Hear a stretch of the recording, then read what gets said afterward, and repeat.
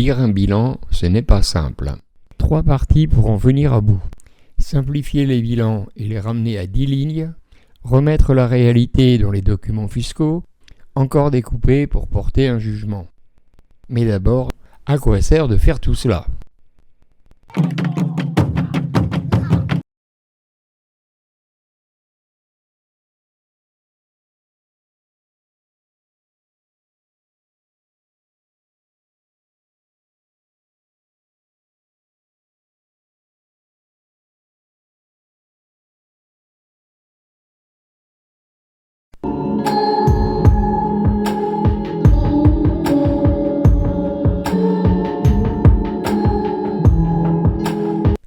C'est le plan de financement du générique. Le premier souci du créateur était de réunir 1 900 € pour payer la mobilette et disposer de 800 €.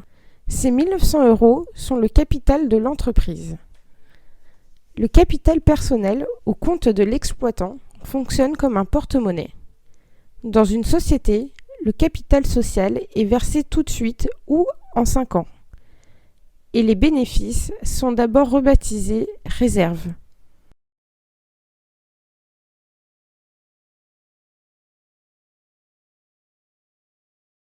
Quand une compagnie a lancé le premier train à vapeur, des journaux se sont déchaînés. Vous allez lancer ce monstre d'acier à la vitesse effrayante de 22 km/h ? Dans le premier tunnel, vos passagers vont respirer cendres et fumée. À la sortie, vous ne retrouverez que des cadavres et vous devrez indemniser veuves et orphelins. Ce serait le motif d'un article de la première loi sur les sociétés anonymes. Par précaution, vous devrez mettre vos premiers bénéfices en réserve.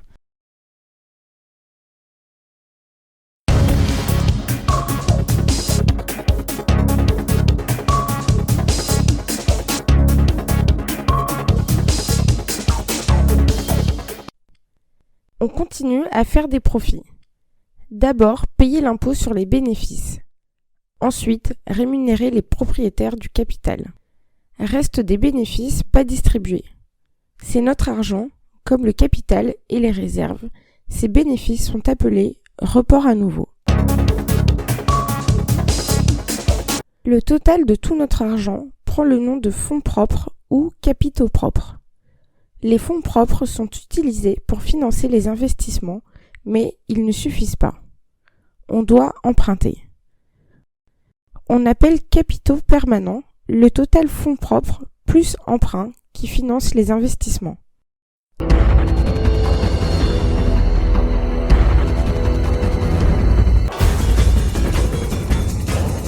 Stock. La comptabilité ne nous aide pas.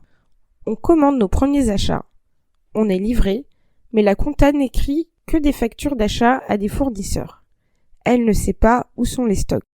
Peut-être dans les stocks d'achat, peut-être en cours de fabrication, peut-être dans les produits finis. Mais une fois par an, inventaire, et là, on compte les stocks. Retour à nos comptes. La compta avait écrit achat à des fournisseurs. Les achats sont dans les stocks. Le bilan est équilibré. Ouf!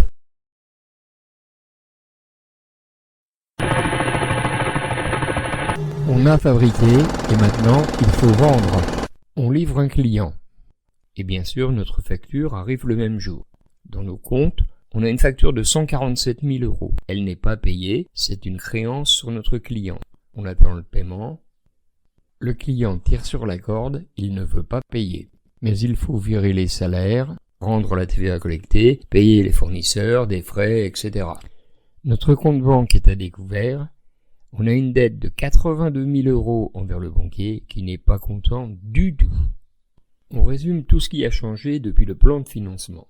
On a apporté le capital, réalisé un bénéfice après impôt, écrit la réserve légale et le reste dans le report à nouveau. Tout ça, c'est à nous, notre argent, les fonds propres.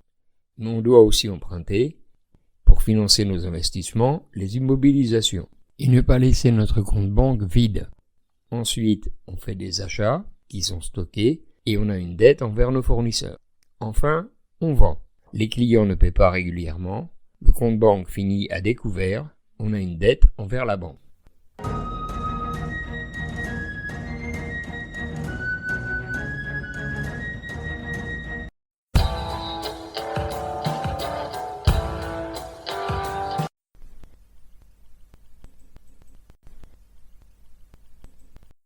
On était là, un bilan de 8 lignes.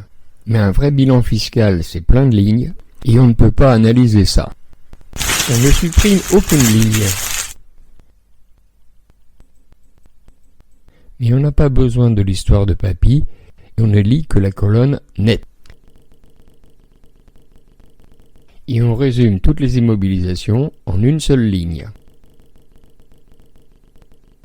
Ensuite, on a plusieurs lignes de stock. On fait le total, qui, à nouveau, sera une ligne de notre résumé.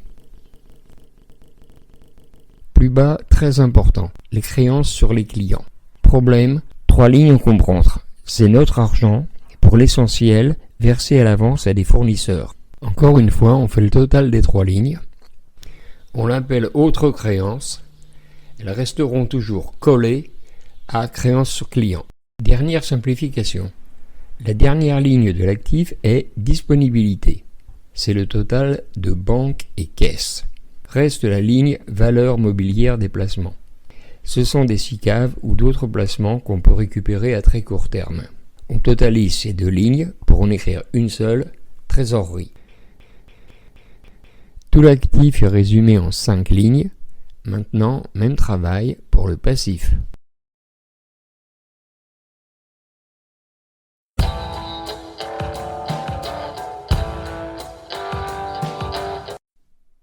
Du côté du financement, on a déjà vu les fonds propres, total du capital, des réserves, du report à nouveau et du résultat de l'année. On a vu aussi la ligne emprunt, total des lignes emprunts du bilan.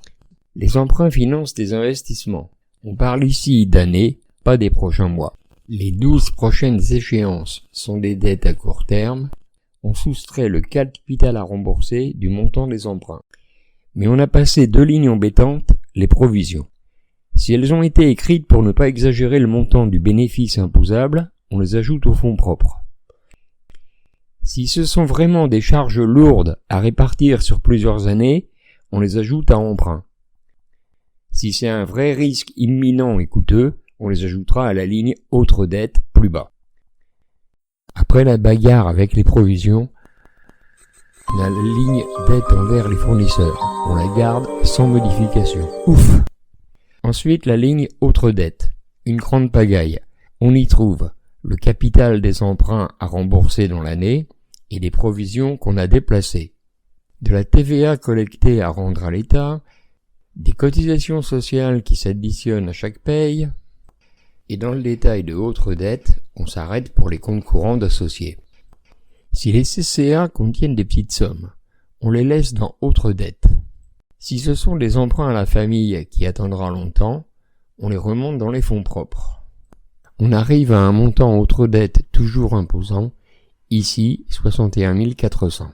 Dernière ligne, les découverts en banque, financement les plus dangereux. Le bilan fiscal illisible est simplifié en 10 lignes. On travaillera uniquement avec ce nouvel outil.